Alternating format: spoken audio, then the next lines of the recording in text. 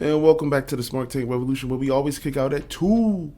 I am your host, the benevolent, intelligent Mr. Donnie Wonderful, flying solo with another episode of The Essentials. It's been a while since we recorded, both my colleague Joey Business and I. It's been a while since we've done The Essentials, and we promised to get back on it because the ranking these wrestlers are always interesting, especially when you play back and listen to yourself. Now that really applies for me and him because we recorded, but we also go back and we listen to these just to see if we stand firm on the ratings that we give these wrestlers.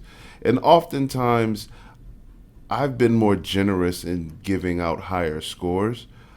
And then like when I come down off the high, I'm thinking, yeah, well, an emotional high, so to speak. But I'm like, yeah, I stand by that. So most of the rankings that I have in past episodes or installments of this, rather, I can stand by. There have been a few people that I've gone back and forth with that have made suggestions that on certain wrestlers a bit their look that I'm kind of gracious there, but if you listen to my episodes that I record and Joey Business's episodes, I guess it depends on how you perceive the look. Joey really expounds on his, and I try to keep that in mind as well, the overall package. But yeah, that's pretty much the backstory, I guess, of some of these episodes, and we do these without any preparation. We try to give it to you off the cuff, as if we're in the living room or in the game room with the Nintendo 64 playing against each other and just having a conversation back in the day. And since it's just us, we go on tangents, and we love our supporters, that you guys are patient enough to listen and hear us through all of this. The only thing that I have is just the rating system, the rating criteria, and that's just to remind me of what to score. So, in case you guys don't know, our rating system, our rating criteria, it's in the description box, and we go off of two special, unique rating systems. One comes from Bret the Hitman Hart's book, My Real Life in the Cartoon World of Wrestling. And then we have our own special, unique, exclusive, it's our baby. We have our own unique rating system, which we call the Essentials. So, and I'm gonna go through each one of these. Bret Hart's scores 3 attributes, as do Smart Tank Revolution. Bret Hart's scores are from 1 to 10, whereas Smart Tank's, ours, is from 1 to 5, with with decimals, so you can round them up, and we get really creative with that. Ours is, I think, way more strict, but I believe if you read Bret Hart's book or have heard his interviews, if you score over a 20, that means you're a pretty good. That means you're a good wrestler, and I guess with ours, with 15 being the highest that you can get, I believe that, to be fair, I guess if you're scoring over an 8 or a 9 or 8.5, that means you tip the scale on the good side as well. But, just like our ratings for our matches is very bipolar. That may change tomorrow. But yeah, let's get into this, man. The thumbnail's already up, so I guess by the time I upload this, I've already decided who I'm going to do. I have 2 people in mind, and you know what? We're gonna go with Kurt Angle. We're gonna go with Kurt Angle, and he just had an interesting biography shown on, I believe it's A&E. I could be wrong. I doubt it, but I could be wrong. And it really, shed some more insight into his personal life and his story, his backstory before the '96 Olympics, which I remember watching as a child. But yeah, shout out to Kurt Angle. I've always been a fan of Kurt Angle, and I dream and salivate for if CGI can do this, or like, if technology just becomes way more advanced than it is now, if we can get like a real life simulation of an I Quit match between Bret Hart and Kurt Angle, oh my God, that would be phenomenal. That would steal the show. That would be the Steamboat Savage of WrestleMania 3. Oh, like that pairing. Oh, man. The promos leading up to it would be more UFC-ish because Bret Hart took wrestling serious because that was his life. Kurt Angle is an actual wrestler. And we'll get into the promos because we actually have to rank that. But can you guys imagine that?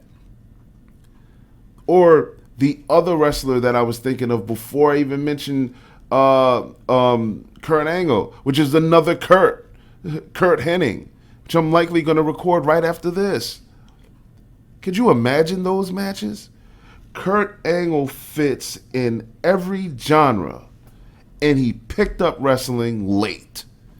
Picked up the psychology, learned how to do the move. He was an athlete, so he can execute the moves. Has one of the most gorgeous looking moonsaults known to man. It's slow, but still, it's gorgeous. It's gorgeous. It's up there. It really is. Man, you know what? Come to think of it, and this just may be, he might, just round out the scales on both criteria is perfect. I mean, like, I gave Shawn Michaels in episode 1 his credit, even though I'm a Bret Hart guy. But, I mean, Kurt Angle deserves the same thing. I think I'm going to be defending why I'm scoring high, if not 10s on each one of Bret Hart's criteria. So we're going to begin with the wrestler's look. This really may be short because I doubt anybody can argue this with me. The wrestler's look, the physique, appearance, and presentation. Come on. Like, he's an actual amateur wrestler, an Olympic amateur wrestler that came over to the WWE. The singlet, he's in great shape, always had that broad neck. 10. Come on. He's short, especially compared to me. I'm 6'4". But I mean, he's short. That's it. Who cares? He looks like a professional athlete. Looks it. He walks in to anybody's airport. You're like, hey man, hey, he does something. Yeah, he gives you that look. Plus, his ring attire was always different. Red, white, and blue themed. The Olympic gold medals around his neck. He had the Patriot Dell. What was Dell's last name? I can't remember his name. But the Patriots recycled theme music. Man, I mean, come on, man. Like, the look and the presentation of Kurt Angle is perfect because he's him.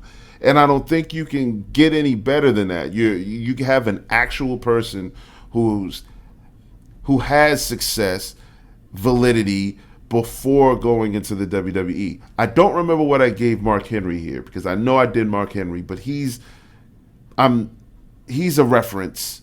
He is man, let me think. Let me think if I can find another one. Real quick. Other than the like Mondo Steve McMichael was a football. Those guys were established before they came along. So but Kurt Angle had the best physique of them all, I should say. So Kurt Angle, what the heck? He won a gold medal with a broken freaking neck. Wrestler's look, 10. The promo ability, okay, the effectiveness of performing a dialogue or monologue to advance a storyline. I don't think he had a problem with that. His personality really grew as his career progressed. If you look at him in 2000, you remember the 3 I's: intensity, integrity, intelligence. It was kind of Sesame Street-ish, but he was able to do it. Like his Hall of Fame speech, he had no problem. I guess in air quotes, you guys can't see, making a fool of himself. It was believable. That the time when he was Stone Cold's flunky. Oh man, this was me. This is. I had the youngest uncle that I had was 19 years older than me. So like we were still, kind of like into the same things, music and wrestling thing. And I remember us watching Stone Cold when he had the cowboy hat on, and when Kurt Angle had the little cowboy hat on, was one of the funniest things I ever seen in my life at that time. I'm the deputy. Kurt Angle, oh man, Kurt Angle was just an absolute ball to watch. Man, and that's when they were doing, the Ruthless Aggression era, and they started that in the Attitude era. So, that's when they were doing the backstage segment. So I'm gonna throw that in here, even though that those segments are heavily produced, and you can clearly see. I mean, I'm having dialogue with somebody. I'm gonna be aware that the camera's on me. I'm just saying, but that's where wrestling was at the time, and I think that was kind of the best era where they did that, where the kind of reality television show type deal. These are like the confessionals, the fourth wall, but whatever. Outside of those, his promos were really you get down to it. It's all about wrestling. And he had every right. He had the angle slam / Olympic slam, and then the the ankle lock. That, oh man, you know what? I forgot to mention Ken Shamrock. That's who I was thinking of guys that were legit before they came in here. Not saying, legit meaning they were established, trained, professional athletes in another sport and were dominant at it. Ken Shamrock, when he threw that ankle lock on, he looked crazy and deranged. So did Kurt. And those nuances, like when he pulled the strap off his shoulder, you knew what time it was. Come on now. And I call that communicating as well. I threw that in the promo ability. Usually we think of promos, what they say on the mic. I have no problem with what Kurt said on the mic. I can't, man. Matter of fact, when he put Sensational Sherry in the ankle lock during his feud with Shawn Michaels, was some of the best mic work he did. Sexy Kurt, come on now. 10. It's all entertaining. And he had the personality to do it where you could still take him serious because the man could wrestle. 10. In-ring work, rhetorical at this point. 10, 30. All right. Now I understand. I'm very emotional about this, and when I go through these, this is exactly why I didn't score Bret Hart's. But you know what?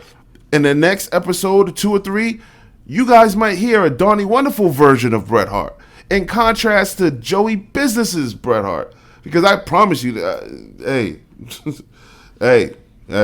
just saying, y'all know I'm a Bret Hart fan. So, yeah, I really don't have to go into his in-ring work. The only time that it was you can see it was declining is when the injuries were really catching up to him. He looked really, really stiff. Even in his last match with the Baron, shout out to Joey Business, my man, the Baron. He just looked like he was in pain, and I hated to see stuff like that. Like, I'll never forget watching, season ticket Boston Celtics holder. Shaquille O'Neal's last game with the Celtics was really bad. When he got hurt, and just watching him run up the court and hobble, I hated seeing that. And that's what that kind of reminded me. I'm like, Kurt, we know this is your last run, but man, of course he wasn't what he was 20 years ago, but it just, we knew about the addiction to painkillers, and I have no idea what just happened. My mic cut off, and maybe it cut off because I was getting too carried away, but I was discussing, or rather glossing over how he looked towards the tail end of his career, and painkillers and issues with his neck and so on and so forth. But yet, it's going to remain a 10 for me. His in-ring work was phenomenal. Now, we're going to go to our Smart Tank Revolutions rating system. This is the actual title of this playlist. It's called The Essentials. We rate 3 attributes from 1 to 5, as mentioned earlier, and again, everything is listed in the description box. the innovative effectiveness, which means the ability to work as a babyface or a heel.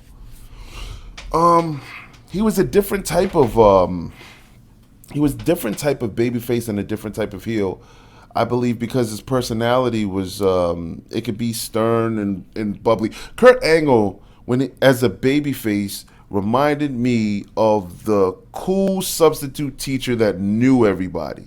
Like, yeah, your teacher's out, but you're still going to behave, and he's going to let you have fun, but you're going to do the work out of respect for him.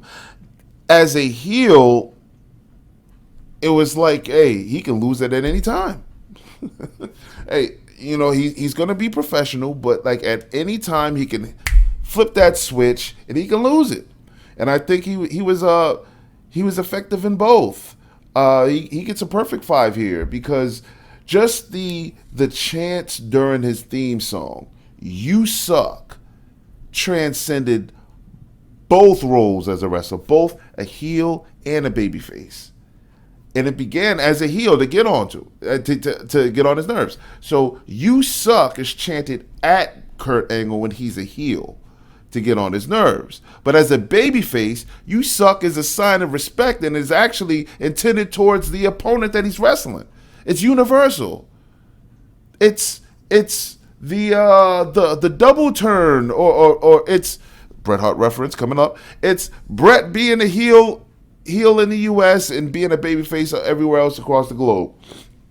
Perfect 5 for me. Classic matches and classic rivalries. In the A&E, still questionable about whether I got the channel right, but in the biography, they brought up the rivalry between him and Brock Lesnar. That's a very professional, sporty rival. They had a great match at WrestleMania 19. They have tons of respect for each other. I had to mention that one because that's one of them. One of the standout ones. I'd say the program he worked with Stone Cold when he was the babyface, the Milk Truck. That was great. We can call it a rivalry or a great build-up with Kurt and HBK, and I believe that was WrestleMania. Oh man, which one was that? Want to say maybe 21. I believe that was WrestleMania 21. I could be wrong. If I'm wrong on any of these dates or pay-per-views, please remind me and let me know in the comment section before I consult the Google machine. But even if I do, I'll acknowledge my errors and faults. But let me think. What else? Rivalries. The ruthless aggression era was just perfect for this category, especially if you wrestled during it. I mean, he had great matches with Randy Orton. He's wrestled everybody. He's literally wrestled everybody. I'll give him a 4.5 though. I just took the 0.5 off just so I don't get too carried away with my scoring, and just to kind of be fair, I really want to give him a 5, but just for the sake of this, I'm gonna say 4.5. He's already over the threshold here of being on the greatest pedestal according to the Essentials, because he's at 9.5 right now. So the last category here is defining / redefining moments, the career defining moments of a wrestler. I did not mention him in TNA, not once. I damn sure didn't mention him in WWE's incarnation of ECW, which wasn't actually that bad. But the main event Mafia work, you want to talk about Kurt Angle versus Samoa Joe, AJ Styles. The fact that he was able to go over to Dixie Carter's TNA. Was Vince Russo there? Was he there at that time? Don't remember. But the fact that he was able to go over to Dixie's TNA and tear the roof off of everywhere he wrestled, essentially.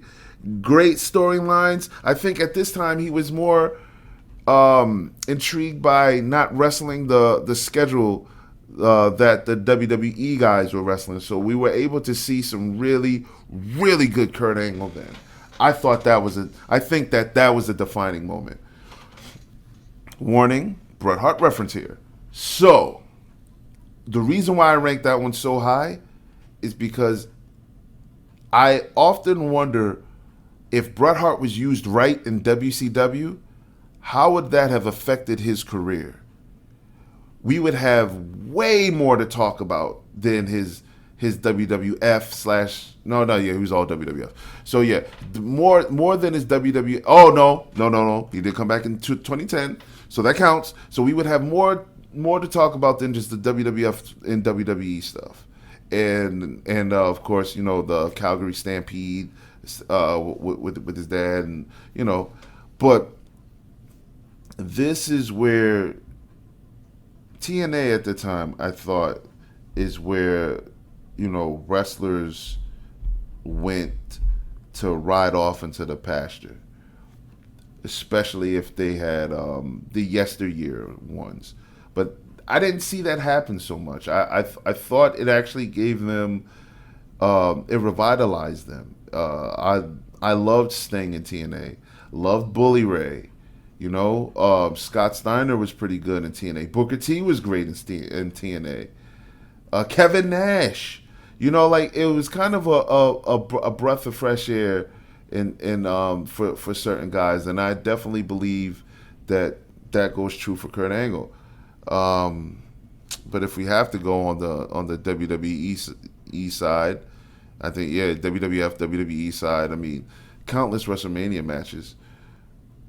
I mentioned WrestleMania with Shawn, defining moment. WrestleMania 19 main event, dropping the belt to Brock, great match, defining moment. I loved Kurt Angle as the Eurocontinental champion. I thought he handled that greatly. I watched that match twice in my lifetime and remembered it almost move for move since the first time I saw it. One was in 2000, and I watched it 20 years after that during the pandemic just because I was bored. And I said, is this going to age well? And it's not that it aged well, but it was, I thought, one of the best things on that WrestleMania 2000 card. I loved that he worked with Chris Jericho. I love that he worked with Chris Benoit. I think that he got the second resurgence of Shawn Michaels, countless matches with Triple H, Randy Orton, the Resume, Undertaker. Come on now, these are all defining moments for a legit U.S. Olympian. I just wish he would have got one with Bret Hart. Damn. But yeah, you know what? I'm not even gonna take no points off of that, man. I think a 5 is I think that's he's deserving of that. Don't you guys agree? Yeah, man. So 5, 4.5, and then another 5 again. I mean, Kurt Angle is just, in my opinion, the epitome of a great wrestler. I'm glad he's a Hall of Famer already, because I'd be crying foul if he wasn't. And I guess the only thing that we can complain about was his last match, but I don't, because I actually happen to be a fan of The Baron, who I might just do over here, just to spite my man Joey. Hey, listen, I want everybody to comment on this and say, Joey business, give Baron Corbin his props. The bandwagon is here. It's pulled over. It's waiting for you to hop on. Come on, bro. He beat Kurt Angle. Kurt Angle, to this day, has probably got one of the highest rankings on these essential videos that we do. And I actually challenge anybody, any of our supporters, to persuade me, well, not persuade me, but prove me wrong on any of mine. on any of my rankings and give us your theories of it. I can't wait to read these. Guys, thank you very much for supporting us. We're going to continue to put out content. I mean, as long as I have a live mic and some free time, I'm going to record stuff. And then you guys will eventually hear it. So, hope you guys enjoyed this one. This was The Essentials. I don't know what number we're on, but I enjoyed talking. I don't know what they're doing next door. But I enjoyed talking in this mic. And I'm actually going to turn this mic off and just do another one. So, until next time, guys.